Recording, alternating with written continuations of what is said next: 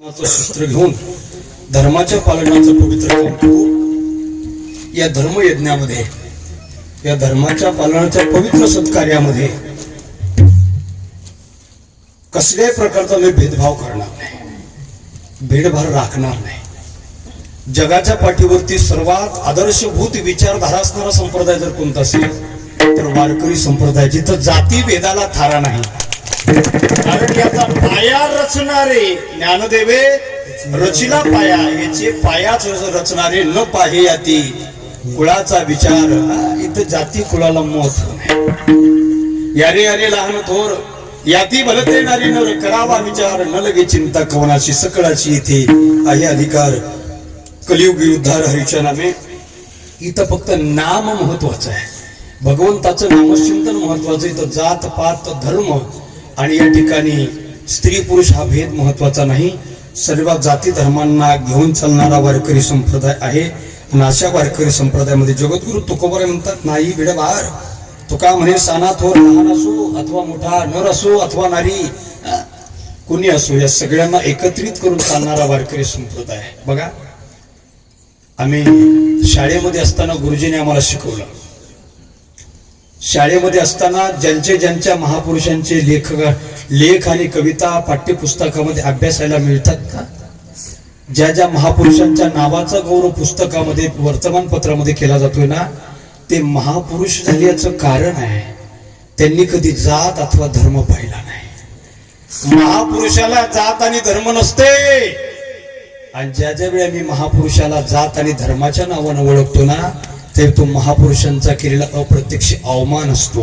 म्हणून संत खऱ्या अर्थानं सगळ्या जाती धर्माची संत आहे। बघा, आमच्या वारकरी संप्रदायाचं कौतुक हे आहे, आमच्या वारकरी संप्रदायामध्ये चतुर्वर्ण्य व्यवस्थेप्रमाणे सर्वात श्रेष्ठ समजल्या जाणाऱ्या ब्राह्मण वर्णाचे सुद्धा कीर्तनकार आहेत। आणि आमच्या वारकरी संप्रदायाच्या व्यासपीठावर मुस्लिम समाजाचे सुद्धा कीर्तनकार कीर्तन करतात। ही वारकरी संप्रदायाची आदर्शभूत विचारधारा आहे।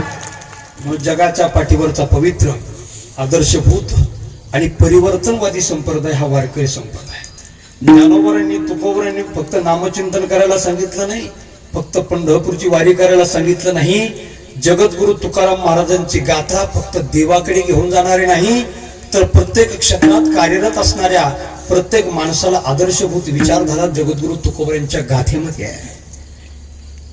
आपण तुकोबारायांच्या गाथेला किंवा अध्यात्मवादी विचारसरणीचे लोक संत वाङ्मयाला फक्त परमार्थाच्या अनुषंगाने पाहतोय।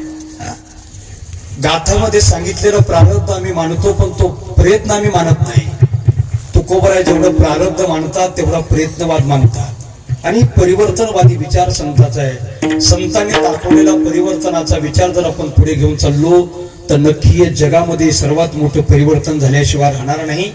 संत वाङ्मयामध्ये जगात परिवर्तन घडवण्याची ताकद आहे। म्हणून प्रत्येकाच्या घरी ज्ञानेश्वरी असली पाहिजे, प्रत्येकाच्या घरी गाथा असली पाहिजे। जगाच्या पाठीवर अनेक संप्रदाय जन्माला आले, उदयाला आले, लोप पावले, पण हा वारकरी संप्रदाय ना भूतो ना भविष्यती। जोपर्यंत चंद्र सूर्य आहे तोपर्यंत वारकरी संप्रदाय राहणार नाही। ऐका, जोपर्यंत चंद्र सूर्य आहे तोपर्यंत वारकरी संप्रदाय राहणार नाही। जोपर्यंत वारकरी संप्रदाय आहे तोपर्यंत चंद्र सूर्य राहणार आहे। फार मोठी ताकद हे संत विचाराची आहे। म्हणून वेळेवर प्रत्येकाच्या घरामध्ये संत वाङ्मय असलं पाहिजे। संत वाङ्मय ठेवलं तर आम्हाला संतांची विचारधारा कळेल, वारकरी संप्रदाय कळेल। आणि जेव्हा वारकरी संप्रदाय कळेल ना, तेव्हाच तुम्हाला आम्हाला नरदेह कळेल। हा, महाराज म्हणतात, नाही भेदभाव। तुका म्हणे सानाथोर, आम्ही सगळ्यांना एकत्र करून धर्माच्या पालनाचं पवित्र काम करतो। अभंगाच्या चारही चरणाचा भावार्थ तुम्हा सगळ्यांच्या समोर मांडला। बोलण्याच्या वगामध्ये जवळपास 13 मिनिटाचं वेळेचं अतिक्रमण मी केलं। त्याबद्दल सर्वांची दिलगिरी व्यक्त करतो। काय झालं, कीर्तनाच्या वेळेला जेवाय बसलो आणि हे जेवढं महत्वाचं तेवढं ते सुद्धा महत्वाचं आहे की नाही, जेवण सुद्धा महत्वाचं आहे। म्हटलं 10 मिनिटं लांबलं तरी चालेल।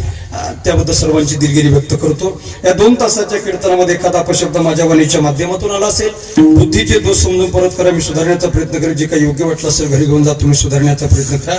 तरी न्यून ते पुरते अधिक ते सरते करून घ्यावे, तुम्ही पायाच्या प्रसादे काही बोलले नव्हते, मग क्षमा करणे संती नवे अंगभूत युक्ती झालेली सेवयाच्या ठिकाणी विराम घेते।